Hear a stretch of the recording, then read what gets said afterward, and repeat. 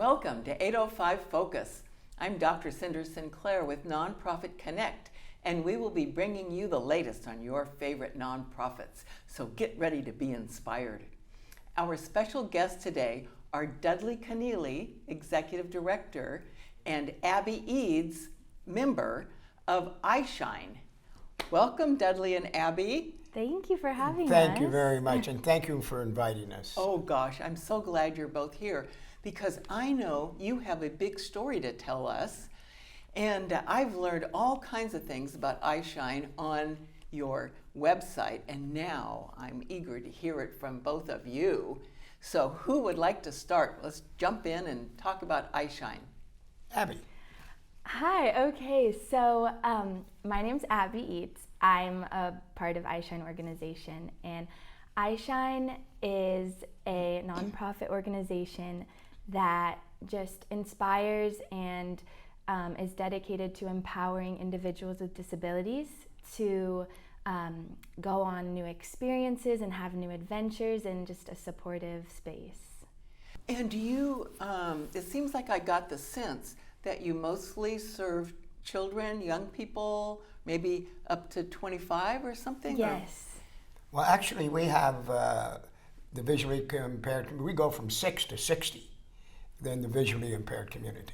So we have people in their 50s going up to Bear Mountain to ski with us, and very active in the organization. So it's not just children, and it's not only visually impaired, it's special needs children. We have Down syndrome kids, and we have autistic kids that are also in the program. Wow. And so tell me about visually impaired people skiing. Tell me how that works. Yes, so we are assigned a guide. We go up to Bear Mountain, and we all get together, and we're assigned a guide, and they take us up the mountain, and they ask, what level of visual impairment do you have? Some people are completely blind. Some people have some vision, and they'll either use, you'll hold onto their pole and they'll ski backwards and go down, or they wear bright vests and you can follow them as they go down, and we all get to ski or snowboard. Do you ski or Yes, I snowboard. Oh, golly. And I mean, how long have you been doing that? So I have been a part of Eyeshine since 2016. And we've been doing adventures like skiing, whitewater rafting, going out to the Channel Islands to go deep sea fishing. Yeah. I bet that really makes a big impact in your life to be able to do those things. Is it scary? Does. Honestly, it is like a little bit unfamiliar at first, but with the support of like our community, it's just fun. Oh, that's good. Yeah. So Dudley, tell me, how long has Eyeshine been around? How did you start? I think you have a very interesting story. Yeah, well, I've worked overseas my whole career, actually, with nonprofits, and mostly in places like Gaza right now. I worked in Afghanistan. So I have a lot of experience in disaster relief and international development with nonprofits, especially Save the Children. So when I came back from Afghanistan, I guess it was around 2010, we were lucky enough, my wife and myself, I have 8 kids, and so we were lucky enough to find a place here because the houses weren't as expensive as they are now. It was 2011. Anyway, I volunteered over at Braille Institute, which is an organization I think you know that does work with visually impaired, and I work with a youth program. From one day to the next, Braille shut down their youth program. And It was kind of a shock to us. The fellow I was working with had been the director of the youth program there at Braille for 16 years. So it just happened that they decided to do this. So the families, like her mom, Tricia, and many other families, and the kids themselves, kind of got a hold of me. One of the mothers, Darcy Crystal, who was very influential in Santa Barbara. Her son is completely blind from meningitis. Every one of our children and adults have different stories Some of them are born blind. Some of them, like Abbey, became blind because of different reasons. I think when she was 13, you had a tumor, right? Yeah, I had a brain tumor. It was wrapped around my optic nerves, and it caused me to lose my vision. So I only have 90% vision. Oh my goodness. Yeah. So we started a nonprofit. I had experience, 501c3. We got all the paperwork done with the state and the federal government, and we started rolling. Right now, we're up to 20 events a year. That's 20? Yeah, it's almost 2 a month. When you say events, you mean sort of outings for the members? Adventuresome sporting events. Okay. Like whitewater rafting, like skiing, like fishing, like the water park up here in Lake Casitas. So we also have an educational program, Cynder, online on Zoom. Oh. And a lot of the people that are in that are not people like Abbey that are in college, are studying, and have that opportunity. They're more people that are very low income. They're completely blind, and they might have some kind of other disability along with it. So we have a program that airs 4 classes a week on tips and tricks of iPhones, on current events, yoga. There's a yoga class, and there's a accessibility class on how to use the new accessible techniques in an iPhone or on their computer. So it gets them caught up, because a lot of these people, when we started, didn't even have a phone. And so they're able to communicate better. They're able to live their lives a lot better. And so that's another part of it. But the main one is what we say, we want to instill courage, confidence, and character in our members. Because, and I'll tell you a story, if you don't mind. I would love it. Well, when I was first starting it, we worked not only in Santa Barbara, we worked in the Central Coast from Santa Maria to Oxnard. And I was visiting one of the families there, and very low income in Oxnard. And I went in to talk to this little boy. He was about 12. And he was just sitting in his room. He wasn't going to school. His parents were in Mexico. His aunt had brought him here. And he was kind of isolated. So I got him involved in some of the different events. We always had to go to his house and pick him up. Most of the families are very helpful. Like when we go whitewater skiing, whitewater rafting, we don't have to rent a van. Sometimes we do, if we have like 40. But a lot of times the parents drive up and help us and bring some of the kids that don't have transportation. Anyway, to make a long story short, you know who he is, but I won't mention any names. He started going to the events. He loved the fishing events. One year he caught 10 fishes. And he loved the whitewater rafting. He loved everything about the program. He got into school in the Oxnard system. And today he is in college. He has a girlfriend. And he dreams of being a translator on radio or television, Spanish, English. Wow. So again, you know, it's such a help, because I think what happens, and Abbey can back me up, the kids get more confidence in themselves. Yes. Like if they can, I mean, whitewater rafting isn't easy and it's dangerous. Right. You know, I got thrown out of the boat one time I was there. You know. And so, but they love the challenge. And again, I think because they feel that they can do things that other children that are visually impaired, or that are not visually impaired, can't do. And it's true. I mean, can you ski in the mountains? Oh, yeah. Oh, okay. I can't. You know, I never learned how to. I was a big athlete in college and everything, but I never went skiing. Oh. And a lot of the families don't get an opportunity to participate in these types of sports because it's very expensive. Yeah, right. So that's where our donors come in. They're really good, and the nonprofits like the United States Adaptive Recreation Center up there in Bearmount. They provide a price and a volunteer. They have a professional skier with every kid and adult that's up there. So we have this all over in all of our events we do.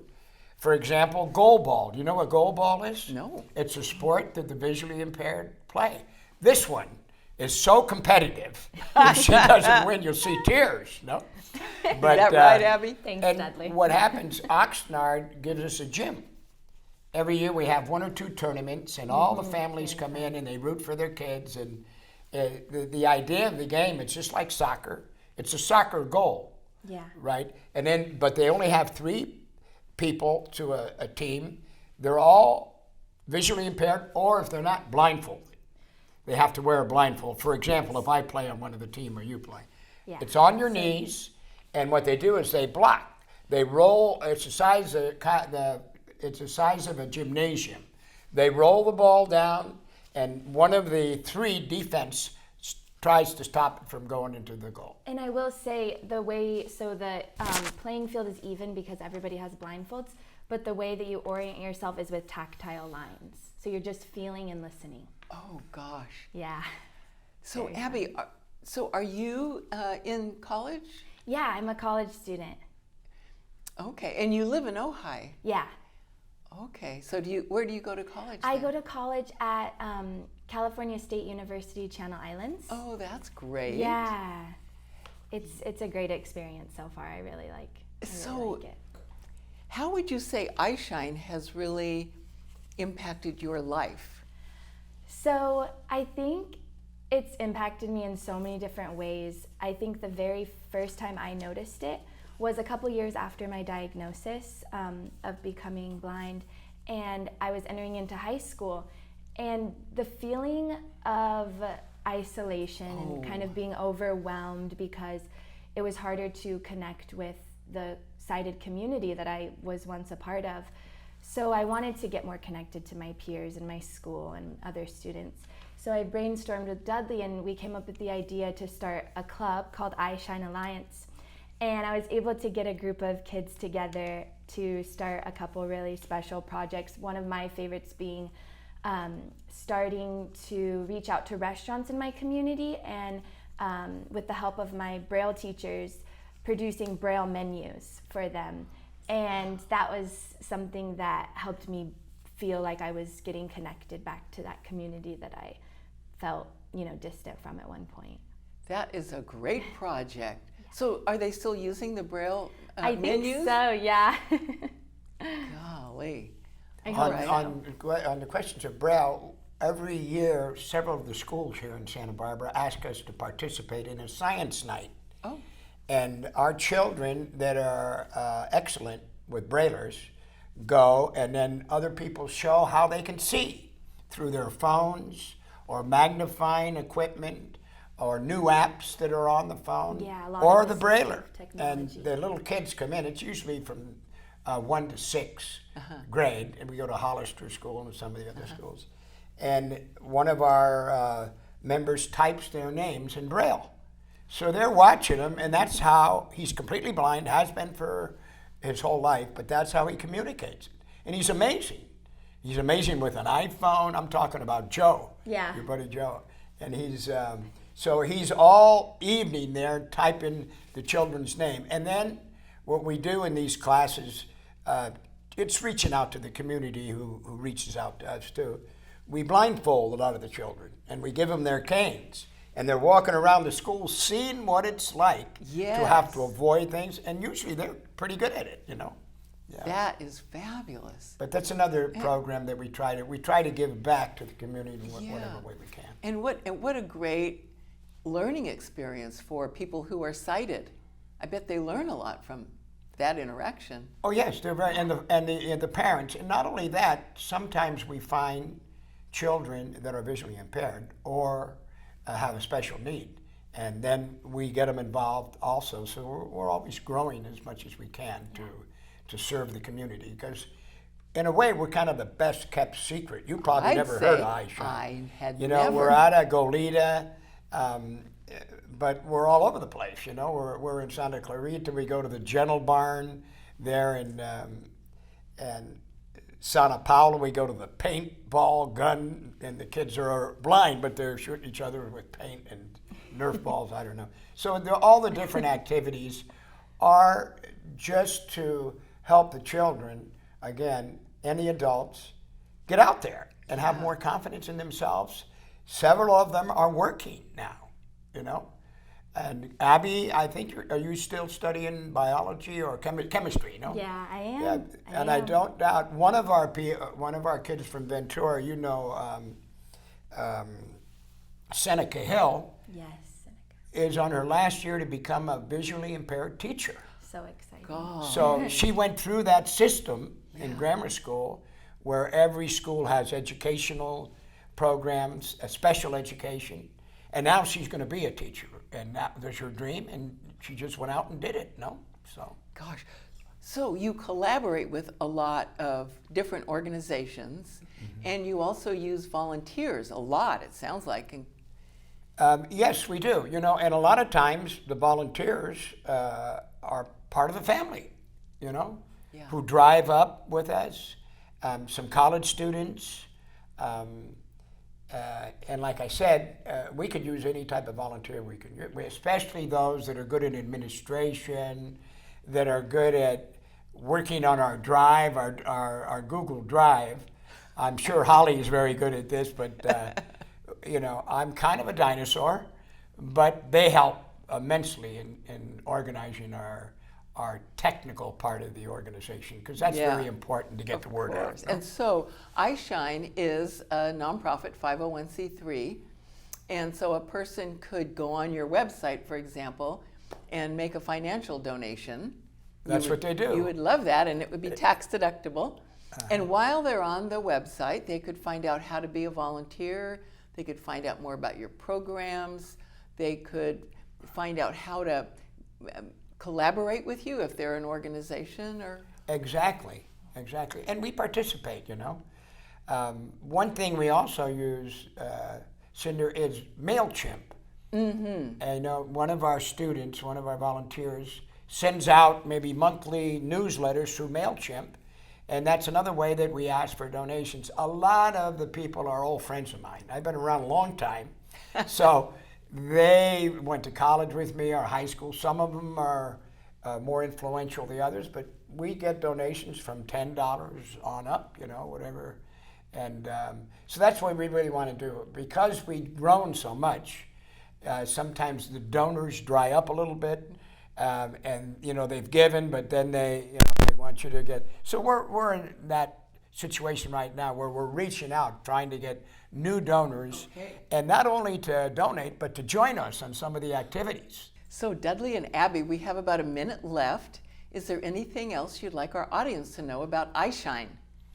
Well, you know, it's difficult to explain everything we do, but I just want to let you know, as far as I feel very lucky to be able to do this, because the kids give me such an example of how they're fighting. They didn't get all the breaks, but they're coming back, they're going to school, and several of them, I'm sure, will be married and have children, and that's what our main goal is, so that our participants can get rid of the stigma that belongs to visually impaired people and live a normal life, like independent life, like anybody else. And that's happening, as you can see with Abbey. Yes. How about you, Abbey? Anything you... I'm just so grateful to be a part of this community that just empowers people who have blindness or other disabilities, and it's just a really special thing to have in our lives. So thank you, Dudley. Well, thank you both for sharing your very inspiring story with us. Thank you for all the work that you do that touches so many lives. We appreciate you being on our show, telling our audience about it. Thank you. And thank you for inviting us. Yes, once again. thank you so much. And thanks for joining us on 805 Focus, and we'll see you next time.